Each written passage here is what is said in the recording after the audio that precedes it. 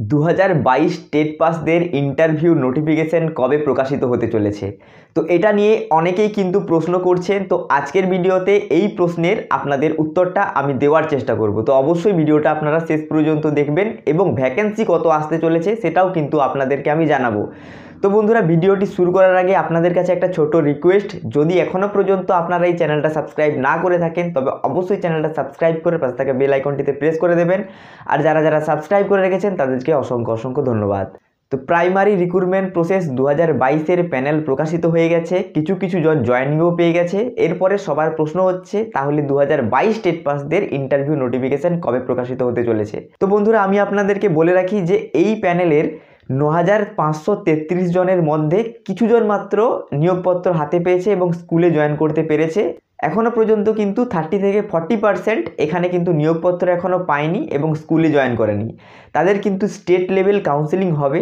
তো আজকালের মধ্যেই কিন্তু এই যে ডিস্ট্রিক্ট ওয়াইজ যে কাউন্সেলিংটা চলছে, নিয়োগপত্র দেওয়া হচ্ছে, এটা কিন্তু শেষ হয়ে যাবে।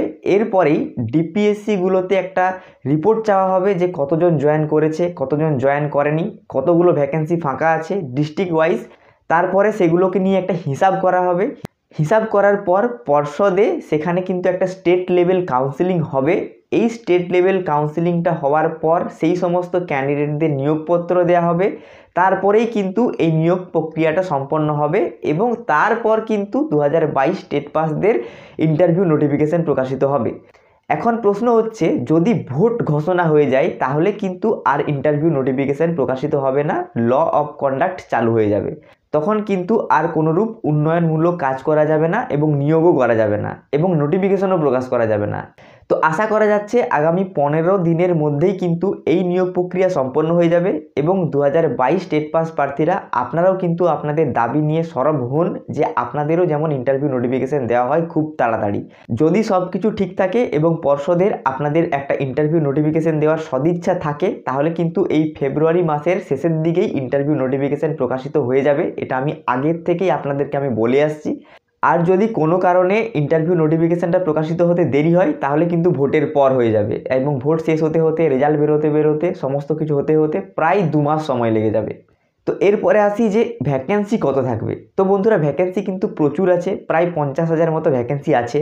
কিন্তু ভ্যাকেন্সি থাকলেই পর্ষদ এটা দিতে পারবে না, কারণ ভ্যাকেন্সি দিতে গেলে পর্ষদকে সরকারের সাথে আলোচনা করতে হয়, অর্থ দপ্তরের সাথে আলোচনা করতে হয় যে অর্থ দপ্তর সেই চাপটা নিতে পারবে কি না।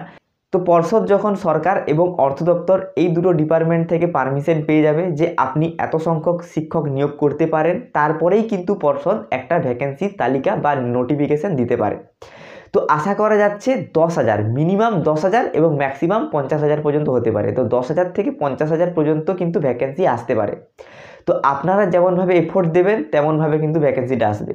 তো আমার মনে হয় না যে 50,000 ভ্যাকেন্সি দিয়ে দেবে। তো মোটামুটি 20,000 মতো ভ্যাকেন্সি কিন্তু আসার সম্ভাবনা রয়েছে, এটা আমার পার্সোনালি মনে হয়।